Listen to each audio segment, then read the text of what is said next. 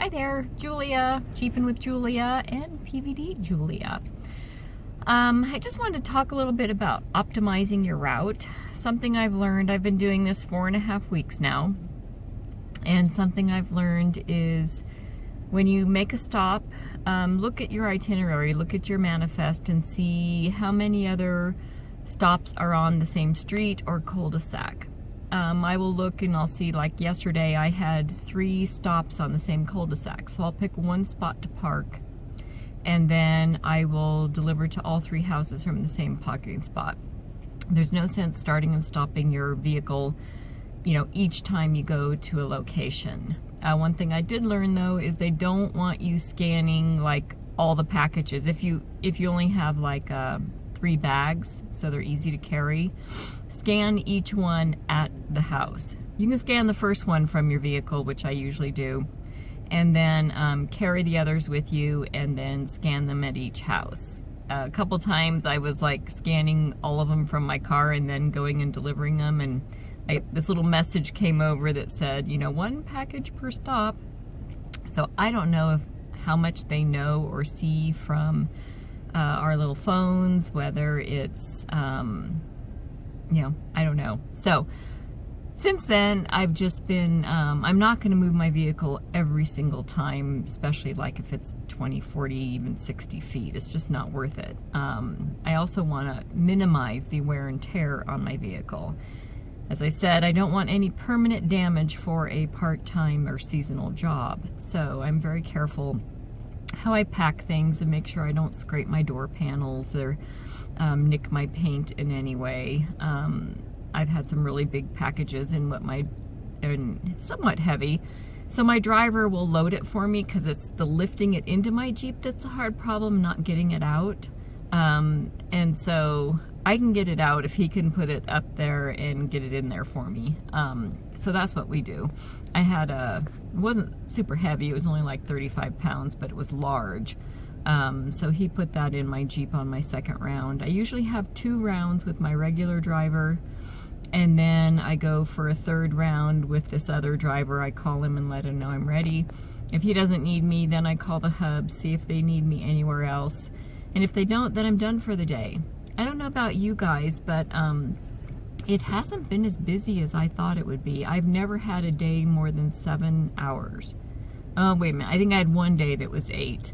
But other than that, they've all been like 4 to 6 hour days.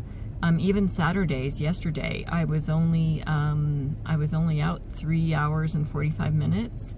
And it was a little bit of a fiasco. My manifest wasn't built. I don't know why they have a problem with Saturdays. It seems to be that things are a little up in the air. So at first they weren't even going to have me stay with my driver. They said, no, call this other guy, and because your driver doesn't really need you. And he got a little upset about that, so he called. And anyways, I ended up staying with my driver and did those rounds, my normal stuff. I kind of like Saturdays though, because a lot of times people are home when they're not home during the week, and so you actually get to meet them and say hi because they're out decorating their houses and stuff right now.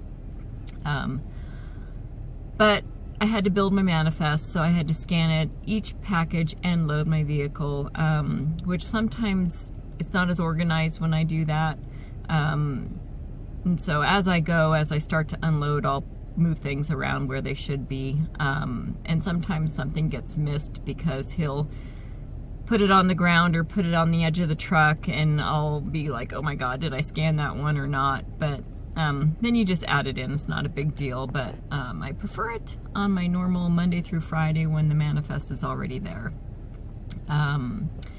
So I have noticed not as big of volume as I thought there would be, and even a friend of mine said she went shopping and it wasn't nearly as crowded as she expected. So I'm fearful, because I love this job, that we might get let go right after Christmas. I don't know. We have over 100 PVDs in our area, so I don't know if it's just that we have a lot, so they're spread out, and you know, you don't end up doing as many rounds for different drivers. That could be it as well. But I've been really enjoying the job. I've had no problems with my paychecks. They've been automatically deposited. This driver helper of my round 2 guy, he for some reason has missed a couple paychecks. They haven't gotten there, so I guess he has to work that out with HR, but mine have been totally fine. So optimizing your route, looking ahead at your manifest to see, okay, how many stops do I have on this street? Are a couple of these houses close together where I could park once and then walk to them? Sometimes if something's super heavy, you're not going to do that, but I think that's a good thing to think about. So I'll scroll through my manifest before I even get started and look at all my things, see who has multiple packages. A lot of them are singles. I had one this last week. She had 50, well, there was 70 altogether, but 50 in one day, and they were decent sized boxes. I could get, the first time I got 13 in my Jeep, and then I kind of upped it by just figuring out how to pack it better, and then I got 15 in round 2, and I got 17 in round 3 because she had 2 different size boxes. And then the next day, the last 20 were there. It was like, oh my God. And they were about 20 pounds each. I could fit 4 stacked on my cart and then wheel them into her garage. But it was quite a little exercise is what it was. I was so glad when that didn't happen again. It just killed a lot of time. My driver could have driven over there with all of them. We could have unloaded them together, but you know, they coded them for me, and I often wonder, I don't think there's rhyme or reason to what we get, oh, the sun's coming out, what we get coded to for us, because obviously some things are really large, and if you know, my Jeep can swallow a lot, but if you had a smaller SUV or a 4-door sedan, you certainly wouldn't be able to get any of those boxes in it. Luckily, a Jeep is very square, so things fit pretty well. But that's it, just some forethought on how to optimize your route. I try to be really efficient. I don't lollygag, I hustle, but I also want to be accurate. You know, I don't want to misdeliver anything, and I haven't. But anyways, I think that's about it for today, just sharing my thoughts on the PVD world, and I really like it, and I hope they keep us as long as they can, and I will definitely let them know any other time they need PVD to please keep me on a list, because I'd love to do it again.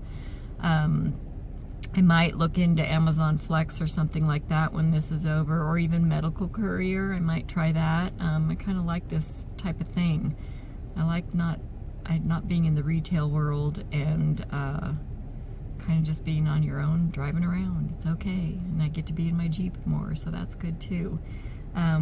We're getting a lot of wind here today. We're supposed to get a big snowstorm coming in the next couple of days, so that should be interesting on deliveries.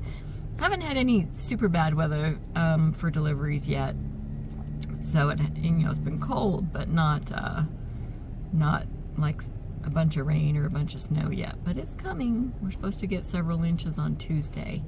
So, and I feel so sorry for all the people with the tornado area. It's like, God, I can't even imagine that. But anyways, that's it. I didn't want to ramble on too long, but have a great day and see you soon. Oh, P.S. One more thing I forgot to mention. Be courteous and thoughtful of the customers. Yesterday I had to go back to the same house again because one of the boxes was really big. It was a 50-pound piece of exercise equipment of some sort. So I had already been to her house and I noticed the packages were gone, so obviously she was home earlier. So I rang the doorbell because it was large and heavy, and it's not like I could hide it behind the pillar, or I always try to place the packages where they are not very visible from the street, at least as much as I can.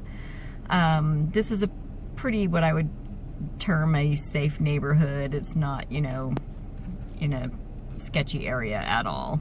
But still, there's, people driving by, see a big box, and so I looked at, there was a phone number on the label, and I've seen her before. I've met her out front before when she's been out front. So I called her with my cell phone, and I just left her a voicemail and let her know there was a big box on her front porch, you know, just so she would be aware. And I gave her the time that I left it there, and I just wanted to let her know that it was there because I had been there earlier with 2 smaller packages. And a little while later, I got a text message from her thanking me for calling and letting her know because it was a surprise Christmas present. She wanted to run home and get it out of the way. And she put these Christmas tree and bell emojis. And so, you know, obviously it meant a lot to her that I took the time out to let her know that the package was sitting on her front porch. I don't do that with everything, but since I had been there already and it was such a large box, expensive and very visible, there was no way to put it behind anything where it wouldn't be seen from the street. So again, just think about those things. It only takes a couple of minutes to do, and we are representing UPS, and I think if we give good customer service, people want to ship more with UPS versus the other guy. And I noticed that, I mean, not to poo-poo the other guy, but I do notice placement of packages with the other company isn't quite as thoughtful, I don't think, as at least what I try to do.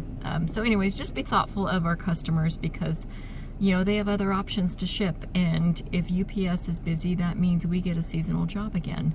So, you know, I think it's good to think about that. Okay, now I'm out of here. Bye-bye.